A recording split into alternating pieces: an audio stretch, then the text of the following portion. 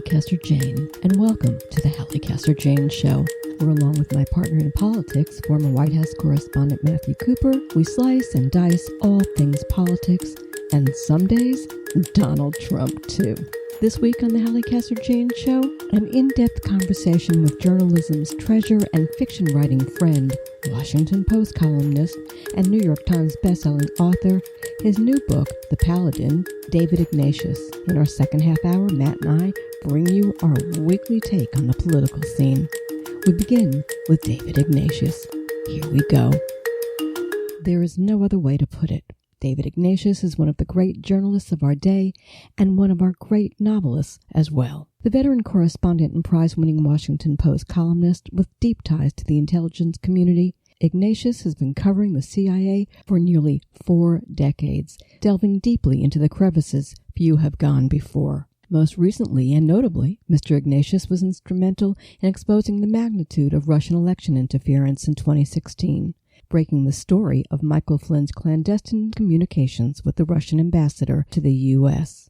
But his talents don't end there. The intrepid reporter is, well, one hell of a fiction writer, the author of many New York Times bestsellers, his Bodies of Lies also a film. And the hits keep on coming.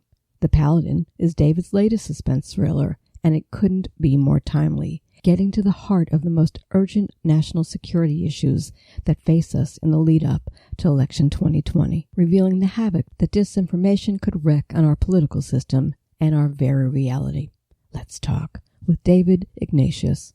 I must tell you, I'm hyped up as hell today because I'm talking to you. You are somebody who I wanted to talk to for a very long time. So thank you for being here. Oh, delighted. Thank you. I want to first start with this. You got a big birthday coming up in a couple of days. As I tell my 3 daughters, this is one I just as soon not celebrate. The idea of being 70 is appalling. But yes, I have a big one coming up. Well, I want to tell you that you have had one hell of a career, and 70 is the new young, 40, 30? We're in the same age group, by the way, same year. I think 70 is the new 69, but we'll see how it goes. So I'm going to ask you this, from that exalted perch of being a septuagenarian, how's the world looking to you these days, sir? Well, it's looking battered and broken, to be honest. We've really taken a punch from COVID-19. I'm turning 70. My father's 99. Whoa. So I am his lifeline. He lives a quarter of a mile away. And I asked, what's over the next hill?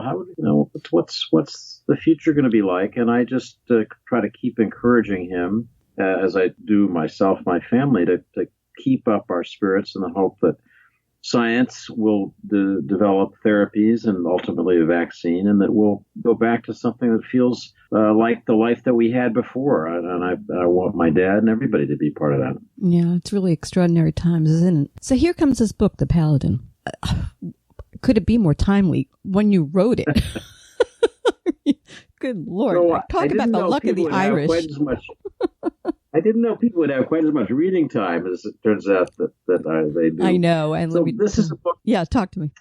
This is a book about the way in which the arts of disinformation, of manipulation of the information that we receive, are moving from creating fake news, if you will, from manipulating the information flow to us, to creating fake events, video and sound imagery that is so realistic that it's almost impossible to detect. We're in that landscape now in terms of the technology. The hero of my book gets caught in that nightmare. It destroys his career, his marriage, his whole life. So I think that's something that we are going to be living with more and more, knowing what's true and being confident that the information before you is accurate, reliable. That's one of our biggest challenges. You know, it's interesting to me because when I'm reading the book and I'm thinking to myself, we've been spending a lot of time lately talking about, the degradation of our moral standards in this country. And our ethical challenges that we have. And I think you hit the nail on the head. None of it means a thing if we can't trust what's coming at us through media, etc. right? This is a huge issue. I think should be like major front page news a lot. Yeah. We have to have ways of being confident about information. If we're in the financial marketplace, we need to know that information about a company is something that affects the markets is accurate, trustworthy. In the same way in our political system, we need to know what really happened. We need to know when our leaders are being inaccurate or when they're lying. And in the end, I think the point, Halli, for me is that people have to be good consumers of information. In the end, we don't want government to be filtering this, and we don't even want Facebook or any other social media platform to be filtering it for us. We need to do that job ourselves. And I'm sorry to say that people will get the information stream that they deserve if they're not good consumers, if they don't really police when they see something false, begin to ask questions about why it's there. They're going to reward people who provide misinformation. They'll get more powerful, more money, and then we're really going to be in trouble. You know, a story just broke right before we went on air, which is there was a leak of Biden's conversations with the Ukrainians. I'm sure you know about it and saw it. And I'm thinking to myself, so I think it was Red State put some of the stuff up on their website, and I'm saying, how do we know any of this is real? It hasn't been doctored. It sounds weird to me. How did they get it out? These are crazy times. So that's the right sacred, question to ask, right? Nothing. So those are exactly the questions that a good information consumer needs to ask. How do I know that this is true? What's its provenance? Through whose hands has it passed on the way to my TV screen or my radio? And in this case, I haven't investigated the origins of this. The very fact that you're asking that question, I think, shows how we've entered a different age. Imagine if back in the fall of 2016, when the Access Hollywood tape broke, very nearly derailed Donald Trump's presidential campaign. Imagine if back then he had said, "This is a fake. This has been created by a computer. I never said this." There would have been a lot of people who would have believed him. And we're now in a period where it's easier, yes, to plant false information, but I fear it's harder to make people believe true information. And again, that's kind of what my book, The Paladin, is about, that problem of being right in the middle of the information firing line. And it's interesting, too, because, you just have to put it out there, David, and it becomes fact. That's Trump's great... if he's good at one thing, that's it, right? He's a genius at it. I'm sorry to say that, but he the constant repetition of allegations plants them in people's minds, and they stay there even when you attempt to disprove them. There's an extraordinary study done of people who believe, falsely in my judgment, that vaccination is dangerous. And the study looked at whether people were susceptible to factual argumentation to show through numbers, evidence that they were wrong. And it turned out that the louder, more aggressively the point was argued on factual grounds, the more dug in people became. In other words, the facts aren't enough by themselves. It takes something much more complicated than that. And again, that's part of why this is a scary time. And it's also the low information voter, reader these days, because they just take, first of all, the sources. So if you're online, where do you go? And then there's that issue also of going to where it's comfortable for you to go. If you're a Trumper, you're going to go to Fox. And if you're not, you're going to go to MSNBC and listen to David in the morning on the morning show, Morning Joe, which I love. So let me ask you a question. Go back. It's interesting writing fiction, and you are such a heavyweight in the nonfiction field. It's just kind of a dichotomy. Bill Clinton fired on all cylinders, and that's what makes him, or still does, and what's made him such an interesting man. You do the same. You fire on all cylinders. I'm always fascinated by people like you. You play instruments too. What the hell is going on with you? I did write a libretto for an opera. I know. So the honest truth is that I take pleasure from writing, and I take pleasure from it in the same way that I take pleasure from playing sports. When I play tennis or golf, I just lose myself in the activity. And writing is that way for me. I just go into a space where I'm not really consciously aware of it. I don't get the passage of time. I've always, my whole career, I've been doing this for 45 years. I've loved deadline pressure. I just love it when I got it. Clock's ticking down. I got an hour to file a column, because your conscious self disappears and you're in that space. It's very creative. And so I just keep wanting to come back to that. This is now my 11th novel. And friends say, why do you keep doing this? The biggest reason is for the pleasure of it. So if the God said to you, David, you have to make a choice, fiction, nonfiction, where are you going?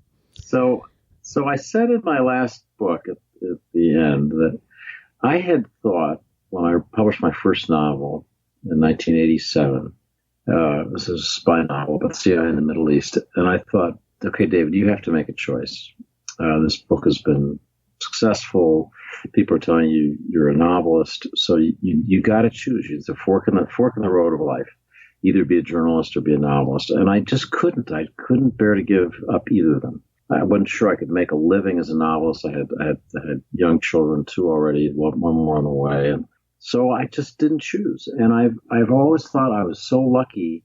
Sometimes, people say, you got to choose. And that's right, you do. But sometimes the best choice is just to straddle it until you absolutely have to. It's like a lot of things in life. I think that getting married or getting divorced is the same way. You shouldn't make the choice unless you just have to. You don't have a choice. You just have to do it. Yeah, that's interesting, isn't it? But let me ask you this. So you spent most of your career, hard news, international, et cetera, and then you get into the fiction game. And I'm curious as which you found more freeing and which gave you the true ability to tell the truth. Yeah. Well, a friend of mine said to me once, David, the only time you really tell the truth is in your fiction. And by that, I think he meant that the only time I really let the story be as rich and complicated as it is in real life is in this, my columns are 750 words and they got to end with a punchy, so here's the point of it. And life isn't really like that. It's more complicated. So the record I've left with these 10 novels, when I'm long dead and gone, I think probably would be more worth taking a look at than these hundreds, now thousands of newspaper columns that I've written in my career. Not that I hope people read my newspaper columns too, but in terms of a record that captures this period that I lived in and what I thought about it, I think it's fiction. Yeah, interesting, isn't it? And I don't know if I'd asked you that question, let's say 50 or 60 years ago, that would have been the same answer you came up with. It's interesting. 60 years ago, I was a 10-year-old and I would have said I want to be a baseball player. But, That's funny. That's what I wanted to be too. Oh, my. Well, there we go. Yeah, there you go. Maybe that's still a chance for you, maybe. No, honey, I'm your age. It's too late for me. It's way too late for me. But I can dream. Great dreams these days, too, in the age of coronavirus, much more than I ever used to have. That's for sure that I can remember. So, so much I got to get to talk to you about. We hit on this whole thing with the pandemic, but I want to talk to you about China, David, and the way Trump is playing this. His go-to move is always blame everybody else. And so now he's blaming China for the 113,000 we're soon to have dead if you listen to the reports by June. And I think now they're even saying 250,000 by August. How that happens, I'm not sure. But here he is. He's got the trade war thing going on. Now he's tussling with China. Who is involved in the mix in all of this? Where are you on all of this? So my view is that the Chinese, in the beginning of this outbreak, didn't behave well. And my guide in thinking that is the actions of the Chinese people. When the virus first surfaced in December in Wuhan, the Chinese reaction was to try to suppress information about it. Brave doctors become a martyr for China. Dr. Li that tried to get his colleagues to notice all these people were dying of a strange respiratory disease. He was arrested. He and his colleagues were put in jail in Wuhan. He ended up dying of COVID-19 himself. And he's become for Chinese people a symbol of something they feel is wrong. And I think the Chinese government, Xi Jinping, saw how unhappy the country was and panicked in January. and began trying to suppress information, lock the country down. The police state can be pretty successful at that. But I think it's right for people to say the Chinese need to investigate. How did this begin? Not that anybody rational would think this was a deliberate attempt to engineer a virus. I've talked to our intelligence agencies again and again. They see no evidence of that, regardless of what Trump or anybody else says. There's no evidence of that. But something strange did happen, and we need to know how it happened. And I was really glad to see the Chinese this week, under a lot of pressure. 100 countries had joined us in demanding that they investigate the origins, including Russia, by the way. I was glad to see that President Xi Jinping said, okay, we're going to allow a real investigation by the World Health Organization, international scientists, because they should. And there's nothing wrong with holding China to account for those early days. I think that's, the citizens of the world, we should expect them to share information, to be open, not to manipulate it as they initially seem to do. It's interesting because I think anybody who expects China to do the right thing is silly to begin with. I mean, you have to expect the worst, right? That's my opinion.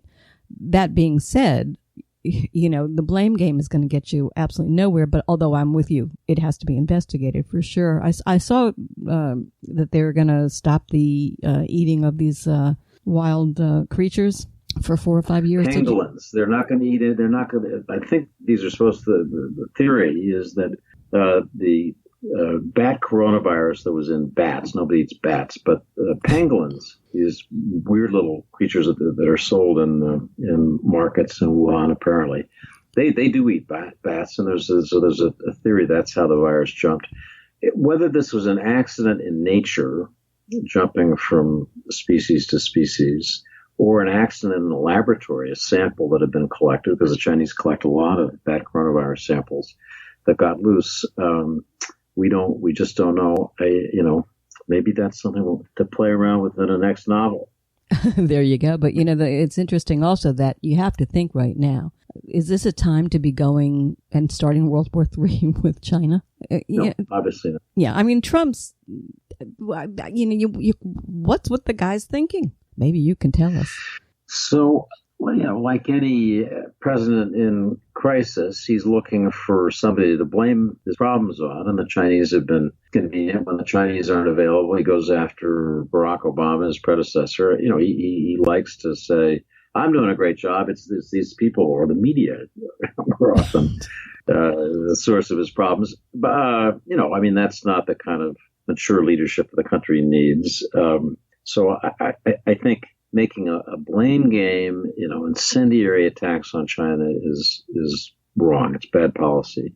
Holding China accountable as a country in the community of nations is a good thing, and we shouldn't shy away from doing the latter just because we don't want the former. So, would your wife tell me you're always this practical and easygoing and measured? She would say, David, you were such a great fake. I am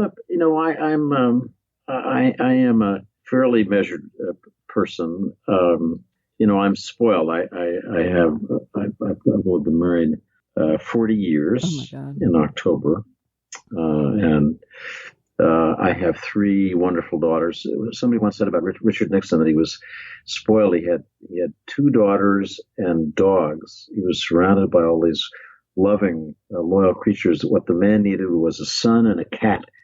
So maybe that's true for me. That's a great line. Oh, my God. All right, let's go to Mike Flynn for a second. Because, hey, you were the guy. You were the one who exposed the magnitude of Russia's election interference in 2016, right? The whole thing about Flynn and the clandestine communication with the Russian ambassador to the U.S. And here we are. How many times did he plead guilty? 3, I think. Well, yes. I mean, this will play itself out. I try on this subject to really restrict myself pretty much to what I've written, and what I wrote after the Justice Department said they wanted to drop the case was, if this wasn't something important, the fact that Flynn called the Russian ambassador on the very day that Barack Obama imposed sanctions, expelled 35 of their diplomats/spies as punishment for their having meddled in our election. If it wasn't important that Flynn called on that very day to talk about this case, why did he work so hard to conceal it? Why did he conceal it from the vice president? Why? And that's the question I hope the judge is thinking about and will be part of this review. But it is strange when he's essentially admitted all the essential facts to have the case dropped.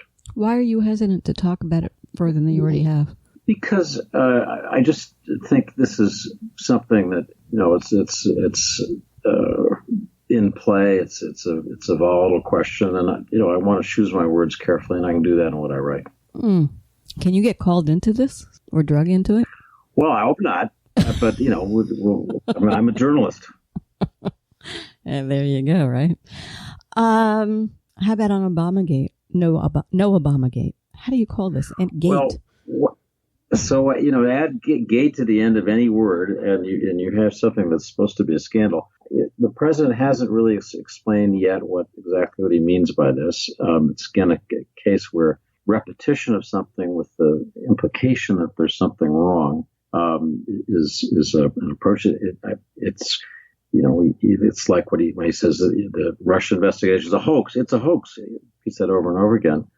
If you actually read the Mueller investigation report, or more to the point, if you read the report of the Senate Intelligence Committee led by a Republican, which spent 3 years looking at the evidence about Russian intervention in our election and said what the intelligence community said on January 6, 2017, before President Trump was inaugurated, Republican review of that said it was absolutely correct, meaning it's not a hoax.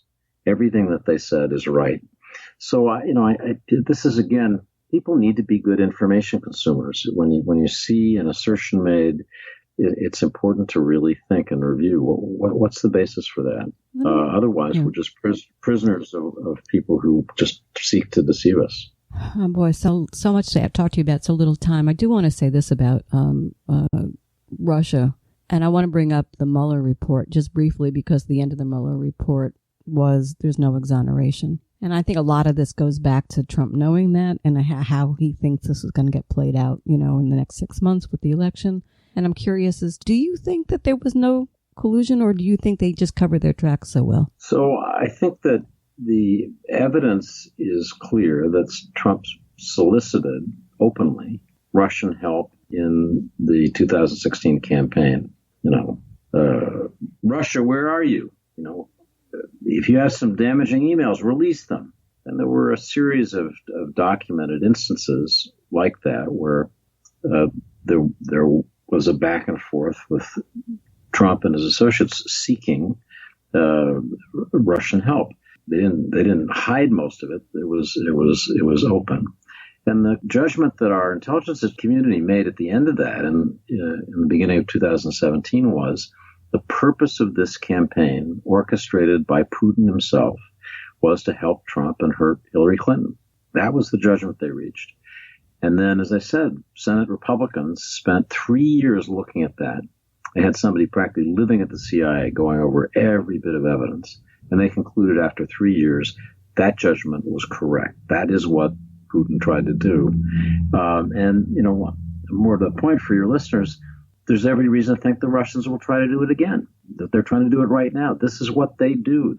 Every additional division, polarization in our political system, every time people aren't sure what facts to believe, somebody in the Kremlin says, we really got them. Because that's their purpose. They want people to stop believing in our democracy and for it to stop functioning. And they're getting closer. I hate to say it. They're getting closer and closer. So when you have a situation where we just got it crazy, when you have a situation where you have Ukraine, these private conversations between Biden and Ukraine, leaked, assuming somewhere Russia's involved in it, there it is. It's the same old, same old. Is Trump involved? You don't know. On the case of these conversations, I need to look at them carefully. The conversations are accurate. If they really took place, then you need to judge. Is there anything wrong here, anything inappropriate. Of course, Biden talked to Poroshenko. It would have been bizarre if he hadn't. Yeah. There's nothing wrong in that. If they probably talked about corruption. That was part of Biden's mandate when he was. So if we can verify that the conversations are accurate, we shouldn't assume that there's anything scandalous or inappropriate.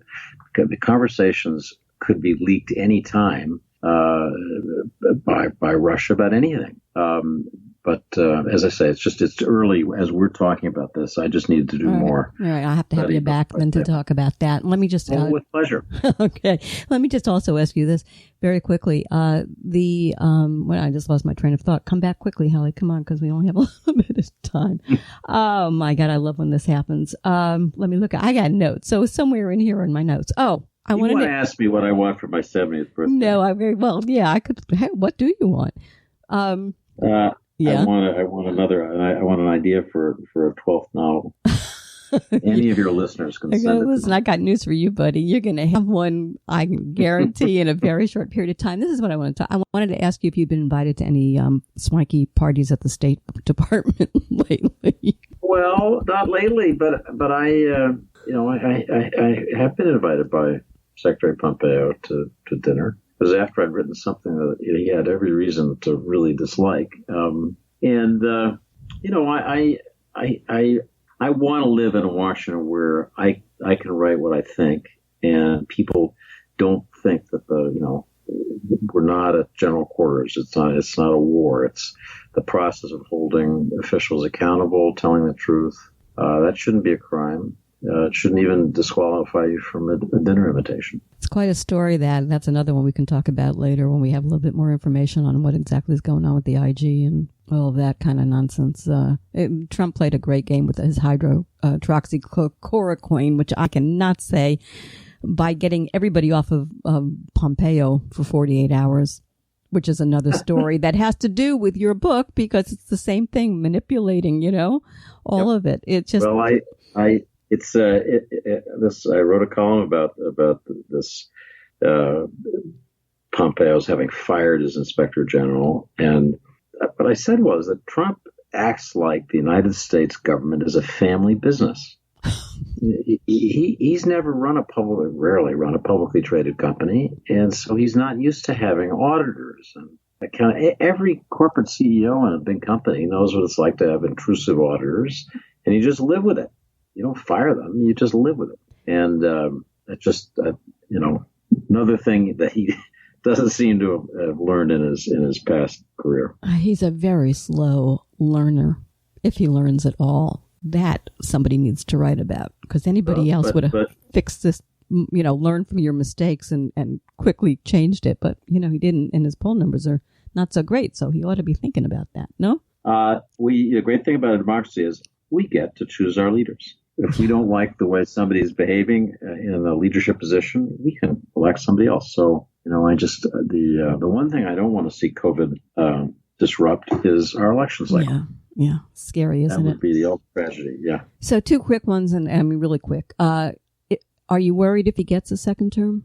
Can we come back from this? Or is damage done to security and to all other? So I look at the world as a columnist. I write about foreign policy. I talk to foreign government officials all the time, and I have to be honest. I've seen the United States standing in the world plummet in the last 3 years.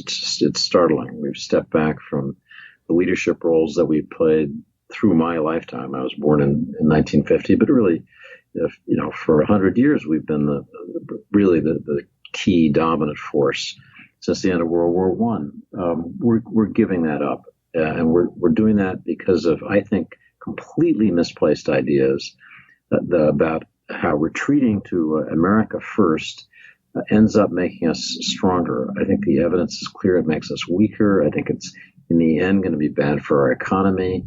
I think it puts us at greater risk and basically cedes that ground of leadership to China. That's what's happening now.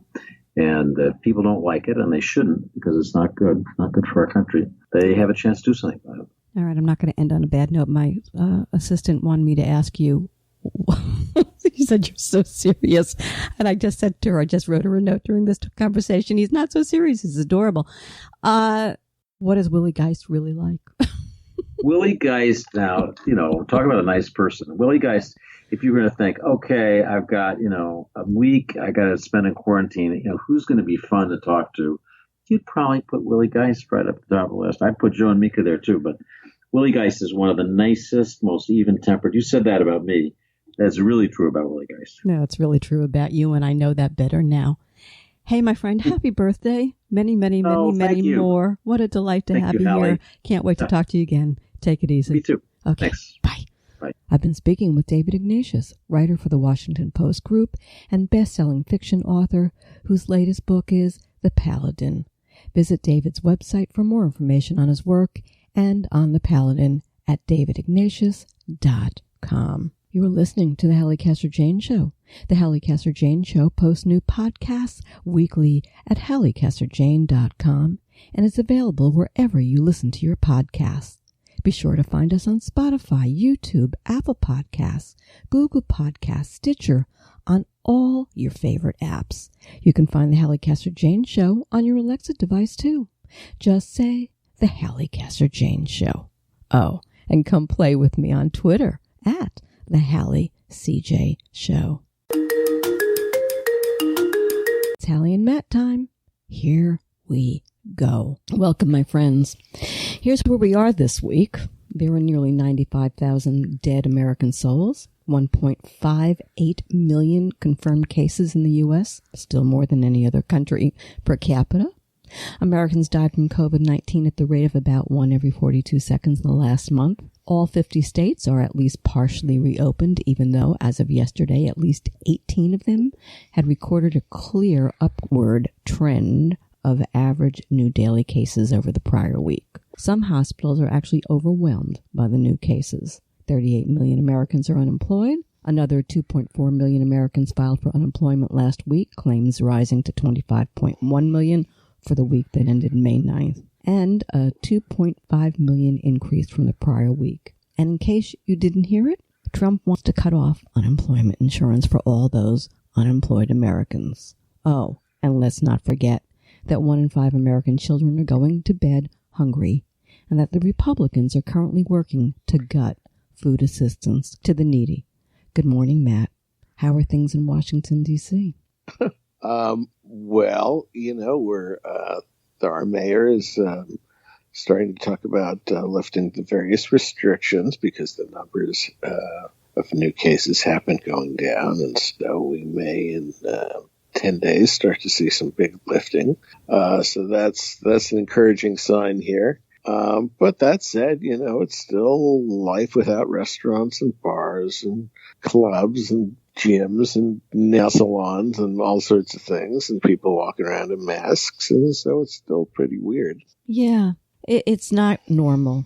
I don't think it's ever going to get normal for a very long time. What do you think? Well, I think so. And, historically, these things have had second waves. So, it does sound like there would be a little surge. I'll say a little surge. I don't think we know exactly. But, when the weather gets colder and it's easier to transmit these things. So, we'll see. But, the opening up is clearly beginning in New York and D.C. and other places in blue states. So, we're going to see how it goes. Florida, we've had a hell of a week down here. Well, I saw your governor was very upset yesterday. You think? You think? Yeah, he was very defiant. Our numbers are great, are going down. They said it would be terrible when I opened up, but it's not. So, a couple of things here. Very defiant. Yeah, well, defiant, he's taken his direction from Mr. Trump, who is more than defiant these days. But he fired the woman Dr. Birx commended for being a good steward of the facts, the woman who created Florida's coronavirus portal. That was the first thing that happened this week. And she went to the press and she said the government tried to get her to fix the stats. Right. That wasn't pretty. And then it turned out the Florida governor knew about the pandemic and he kept that a secret. Had he not kept it a secret, many would not be dead today or sick. So the other thing that's happening down here is the testing. This is a debacle. I think I told you a couple of weeks ago that in my community they came in and then they had to redo 1,000 tests. Well, that's happening all over the state. They can't seem to get this right. I don't get it. Right. I don't. But the numbers, you read like I read. The numbers are not going down in Florida. The numbers are not going down in Texas. They're up. And then Garrett Haig from MSNBC, who's a Texan, said the numbers are going down. They're not going down. You can't trust the numbers, Matt. You can't trust the reporting on this. Your thoughts? The situation in Florida better than I do. That's Florida, but it's happening in Texas. It's happening everywhere. They're reporting numbers going down when numbers aren't going up. I said in the introduction, 18 states are literally going up. Right. Well, there's no question that it's definitely spiking up in some places, and outside the blue states where it hit first, and it's hitting in some rural areas and hotspots and other things. So, look, I think the thing is that America's starting to open up again, and we're going to find out whether I believe it's really going to be more in the. It's going to be more in the hands of people, and whether people and businesses observe some social distancing or not. Well, a couple of things here. I want to throw this out at you. I mean, Montgomery, Alabama, I understand the hospitals are already overwhelmed, and they're having to send them out to other hospitals in the area because they're right back to where this whole thing was about, which was they were trying to plateau this so hospitals wouldn't get overwhelmed, and that's not rural. That's city. So there, there is that. There's also the CDC has been distorting the facts on the testing. So here's the deal. We're being played, I think, for politics. And the answer to that would come from the Democrats because they're, I think, being more reasonable in, let's get out there and get back to work, but let's do this and go by the guidelines that were originally set up, by the way, by a task force that put together this, how do you open it up? And then they buried it, and then it came back, and they pushed it under so that people wouldn't have, access to or know that it's been released with how do you handle all of this? It's just a big game to me, and that's what's got me concerned. Political game. Well, I think there's reason to be concerned. The president's bonkers. Your words, not mine. He says he's taking, I always mispronounce the name of this drug, hydrochloroquine. Hydrochloroquine. Yeah, there you go. You got it. Or is it chlorohydroquine? Hydrochloroquine. Yeah. Hydro first. Yeah. I mean, I'd never heard of this thing before. I happened to have taken it once when I went to Africa and got deadly sick on it. Yeah, I mean, he says he's taking it. Who knows if he's still. Well, today he said he only has 2 more days and he's off of it. I mean, I don't even see why he would need to take it. He's not. He took it prophylactically. He said because of the, and I believe it's because his big pants got scared when the 2 people around him were exposed.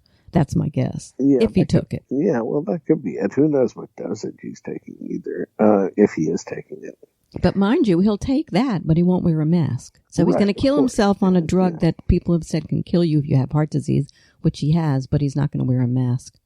You want to explain that thinking to me? No. I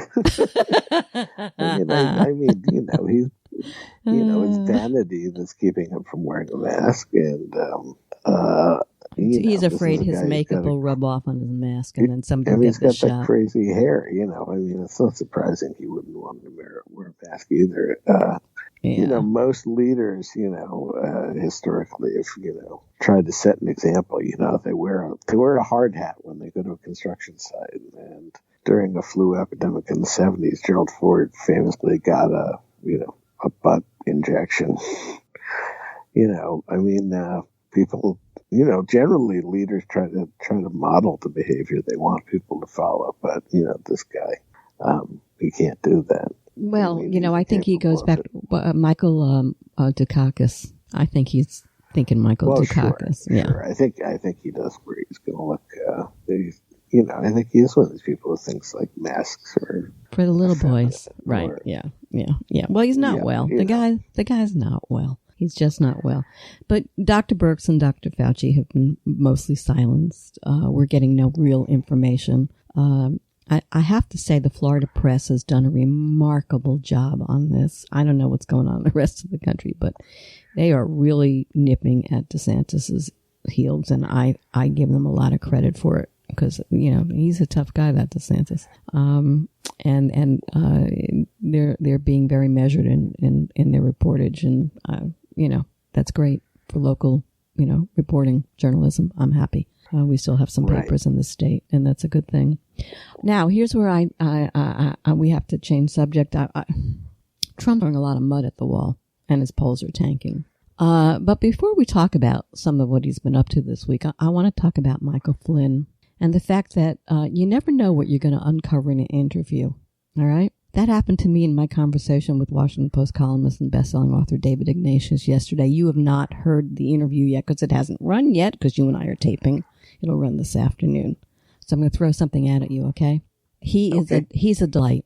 Yeah, I've known him a long time. I love this man. I always have. And let me give you the background. David was the first to report Michael Flynn's phone conversations with Russian Ambassador Sergei Kislyak that led to all of this crazy. All right.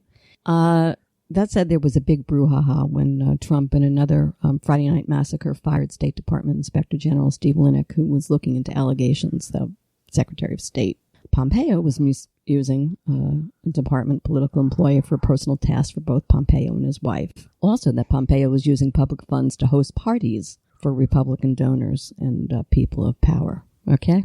The hydrochloroquine, whatever story that came out was to stop the press that was going wacko over that, Matt. That was one of Trump's diversions because he knew they would go there, and they did. And that whole Pompeo story kind of like went ta-ta. However, I am now talking with David, and I'm kind of joking around with him. And I said, you haven't been to any swanky parties in Washington lately, have you? And I hear the gulp at the other end of the line. And he says, well, as a matter of fact, yes, I have. I have been at Pompeo's parties. Well, I thought it was so innocent on my part, and it was so, oh my God, on his part. You wait till you hear it, okay? And he said, well, I had written a rather scathing column about Pompeo, and yep, there I was. And I was like jaw-dropping, right? I mean, he was invited to... He was at one of those swanky little deals. After he wrote his column. After he wrote the column. So right.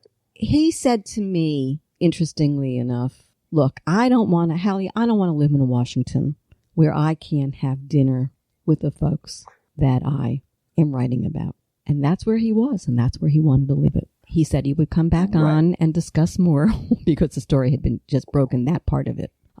He promised he'll be back and we can whatever, but for now, that's where he was. So we have proof, that is going on now. The parties are going on. The parties are going on. Right. And the rich and the powerful and are being invited to the parties, and we have that on the Halli Casser-Jayne show from David Ignatius. There you go. So interesting. I thought so. I thought I'd share that with you. Yeah. I've never been so caught off guard in my whole entire life. Right. And I didn't want to bury him in it because it's, he's right. Because I don't think anything gets done. I think that's part of the problem in Washington is if we don't circulate, right, with the people who are writing about and it becomes so combative, then what happens? So he's right on that score. But there's the other side is why are they inviting you to their parties? I mean, it's not David's fault that Pompeo was using, the help for his personal gain. But it's quite a story. And I'm surprised you didn't hear me plotzing. Right. So just to sum up for people who might not be following this, the story is that there is a kind of subterranean party culture going on, or at least in this case. Correct. When parties are not really supposed to be happening. Correct. And everybody's participating. Right. And Pompeo is kind of circulating. And Pompeo invited him after he'd been very critical. Correct. Gotcha. Okay. So what he's trying, it's what we all it's interesting, a little bit of Georgetown anthropology. Absolutely. And, keep your enemies close. Right. But you ought to pay for it yourself when you're doing it and not do it in the State Department, people in the people's dining room, if you will. That's tacky. Have them into your home. But David wasn't suggesting that dinner was publicly. He had no reason to believe that dinner was like publicly. Well, it was at State. It was not at home. Oh, it was at State. Okay, gotcha. Well, that would not be uncommon. Yeah. But, yeah, no, I mean, he was basically saying, I was there. I was at one of them. A lot of people, were like, there's nothing going on here. But there is something going on here. Let's stay on Flynn for a minute because there's something else that hasn't gotten a lot of traction, and it should. It turns out that Flynn was never unmasked because he was never masked. You know about that? That wasn't my understanding, but go ahead. Yeah, that was thrown out there yesterday. It hasn't percolated up. I mean, we know the Susan Rice thing, which you can talk about because I know you talked about it. But her letter. But the fact is that there's talk now that Flynn was never masked, so there was nothing to unmask. Oh, okay. That? Did not know that. Right. So, like I said, it's out there. We'll have to see where that goes, but it wasn't mainstream. It didn't get to the top. Susan Rice did. Talk about Susan Rice. She wrote a letter. Go for it. Well, Susan Rice was the national security advisor for President Obama in the last days of the administration, and she wrote a kind of memo to file about what was going on with this Flynn thing, and basically said there'd been concern about Flynn's Russian contacts, and outlined what was going on in this call with Kislyak, and the kind of the response from on high was, well, let's follow the book on this. There was no sort of quite the opposite of evidence that there was an undue witch hunt. It was sort of everybody was kind of saying, well, let's be careful with this. So, I think Trump is going to continue to, try to distract people with this claim that there's an Obama scandal here. It's a joke. I think every bit of evidence suggests that's not the case at all. And, Republicans in the Senate are going to, I'm sure, try to keep pressing this. They're going to subpoena Hunter Biden, Well, when you got nothing on the daddy, you go for the son. That's like admitting, well, we really can't touch Biden. The sex thing isn't going anywhere. So we'll go for the son. I mean, it's yeah. I mean, historically, you didn't do that, but now you do. Well, because historically, you always find something. I mean, it's almost as if Biden may be really clean. Now, they did release these tapes of his conversations with the Ukrainian guy. I haven't had a chance to read, to follow through on that. But, he was doing his job talking to the Ukrainian diplomats and stuff. Like I said, I think that it is basically, unlike Hillary, they don't have a lot on Biden.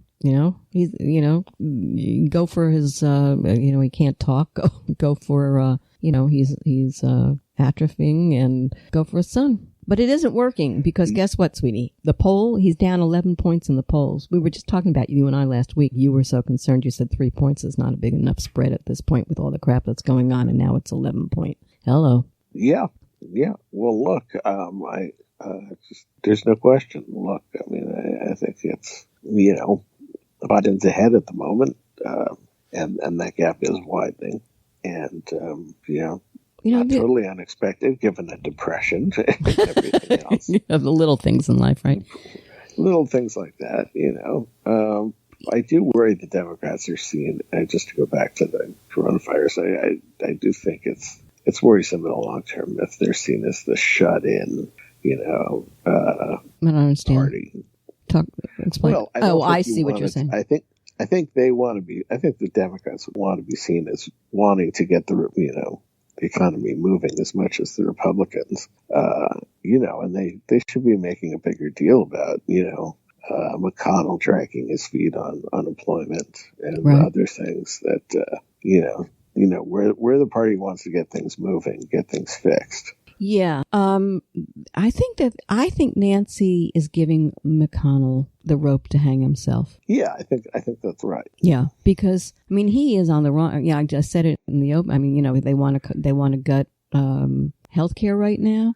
They want to gut food stamps. They do not want to continue on insurance. The only thing they're interested in is protecting the lawyers so that they, right. How far down is Trump down with seniors now, who were the ones who elected him? Right. And And he's got no plan for like the jobs that are coming back, that aren't coming back. I mean, we've had these huge retail losses like JCPenney that are not, they're not coming back whenever the pandemic restrictions end. She's calculating. First of all, she's playing with Trump like crazy right now, going after his weight. And this morning, he was talking about crap on his shoes, and blah, blah, blah, blah, blah. I mean, she's just having a field day with him. Yeah, I mean, he's such an easy target because he just reacts all the time. It's a different kind of game she's playing here. And, I never underestimate her because she knows what she's doing. I think that a lot of this is about timing. First of all, I think she's at a wait and see to see what happens with all of this opening up. I think that's going to make a difference too, as to how she responds or how the Dems move forward. But they're letting other things slide about that. You're right. I mean, going back to Russia, abandoning the prosecution of the Russian firm that was indicted in the Mueller thing. Right. I think I said to David at one point, this Russia story is not dead. And we have that more from Trump and his actions on, Obamagate and the Mueller and the Flynn thing, that he knows he's got trouble coming down the pike on that story. There's something that's not out there yet, because Trump would not be so aggressively trying to clear up Mueller and, Russiagate. And I'm telling you, my instincts are telling me, Matt, something's going to give on that. I was surprised by the Supreme Court. Oh, I don't know why. Trump court. That they shut down the House case. They slowed it down and said, you got to go back to the other court first on the redacted Mueller report. How do you not give the House of Representatives, who is the oversight power, complete? Yeah, I don't see how you can do it, but they did throw it back to the court. So what is? We'll see what happens. I didn't see. Did you see what the vote was on that, or was it just one? I don't think you see the vote on that. Yeah, that was one where somebody was given the case and decided on his own. What's going on in the Supreme Court? The Supreme Court is no longer supreme. Let me just say that, if we're talking in terms of, above and beyond everybody else, because they're not. They're crappy little politicians, just like everybody else these days. But there is something with that Russia thing, Matt, that I'm feeling like there's in a good way for if you want Trump goodbye. That's what I'm thinking. Because why would he bring all this Russia stuff up at this point? I mean, it was for all intent and purposes. It was Right. I mean, Flynn had taken his guilty plea and basically wasn't going to jail for it because he had cooperated, and then he turned around. So there's gotta be a reason. I mean, otherwise, why? I think they've clearly tried to. I mean, he didn't have to. He hasn't pardoned anyone in a big way on this case yet, and he's tried to avoid that. But Barr kind of did his work for him on Flynn. And I don't know. I think that story is. We'll see what happens. Yeah, I can't wait to. Michael Flynn, by the way, was just released to serve the rest of his term at home.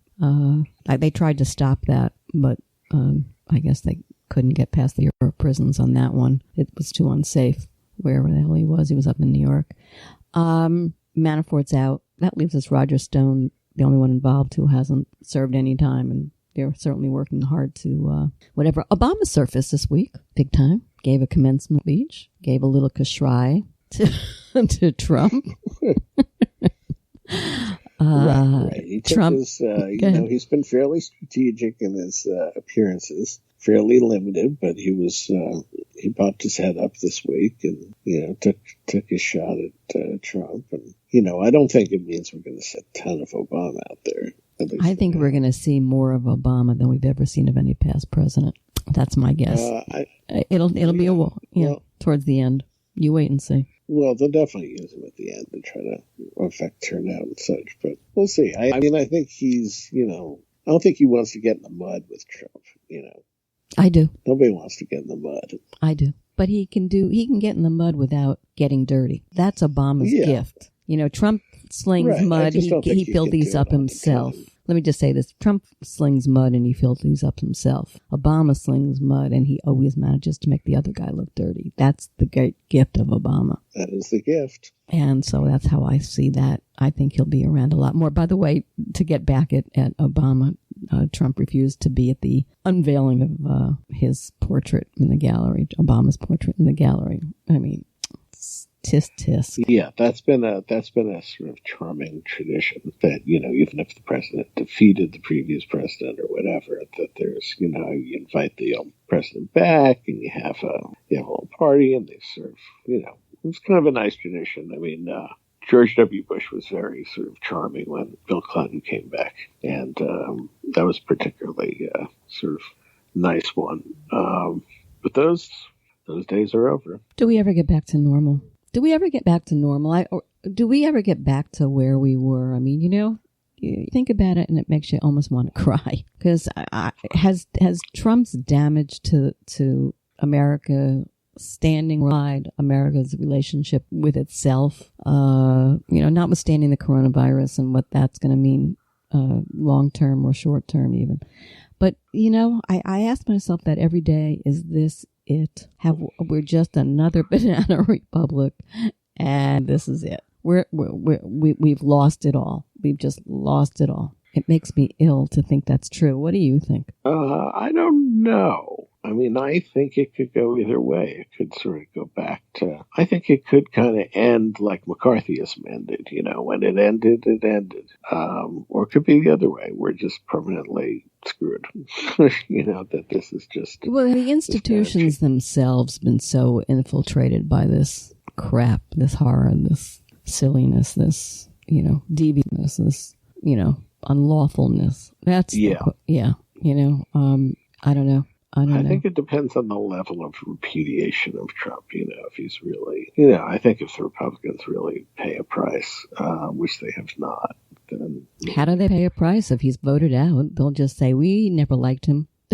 He just had us by the balls. I mean, I think they'd have to really suffer in the Senate, and maybe it would take a couple of elections, not just one, before they really did some soul searching. I'm feeling good about the Senate. Are you? Do I think Democrats have a good chance of picking it? Mm-hmm. Yeah. No, absolutely. I think they have good candidates, and that helps a lot. And a lot of money. They're not putting up a lot of dopes. Right. Yeah. They got the money, and I mean, Mike's been quiet, but it's my understanding that he's been putting a lot of money in, and he's planning to put a lot of money in the fall. A lot. No matter how much the Republicans have or try and raise, he will outspend them. Yeah. I think that'll help. So. And the Democrats have their biggest hand in all of this, and that's the Lincoln group. The Republicans. Well, they're definitely good.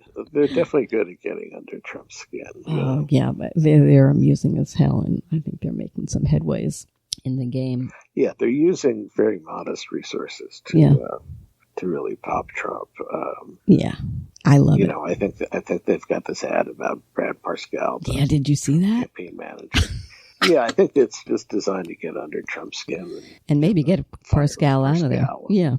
Right. Hire Lewandowski or someone who's really dopey. Right. Yeah. I mean, oh my gosh. Okay, buddy. So tell me, what are you looking for next week? Anything, or did we miss anything, or where are we? No, I think we got the gist of it. I think just more opening up. We'll see what happens Memorial Day if people observe social distancing or not, and that's kind of the main thing. Just hoping that people stay healthy. Are you going to go out? It's going to be your playbook. I'm going to just lick people. I'm just going to sneeze and lick as much as I can. A mask out. I'm keeping distance from people. I'm, stepping into the street if they don't move on the sidewalk. And, I'm trying to keep some distance, But you be careful down there. No beach parties for you. No, spring break. Actually, I was going to go to the beach tomorrow. Well, Well, go to the beach. Just go to the beach. I mean, I have a pool in my backyard, so I don't really need to go to the beach anymore. But lucky me. But well, just you know, keep your okay. But I thought I needed to go and see what's going on out there and what have you. But it's my understanding from my friends who have gone that it's scary that nobody's doing anything they're supposed to do. Everybody's just mingling. So we'll see. It's always swell. I'll talk to you soon. Thank you for tuning in to the Halli Casser-Jayne Show, a production of Resec LLC. The Halli Casser-Jayne Show posts new podcasts Wednesdays, 3 p.m. Eastern, and is available at hallicasserjayne.com and on all your favorite apps. Be sure to visit us on Apple Podcasts, Spotify, Google Podcasts, and follow me on Twitter at The Halli CJ Show. Until next time, this is Halli Casser-Jayne.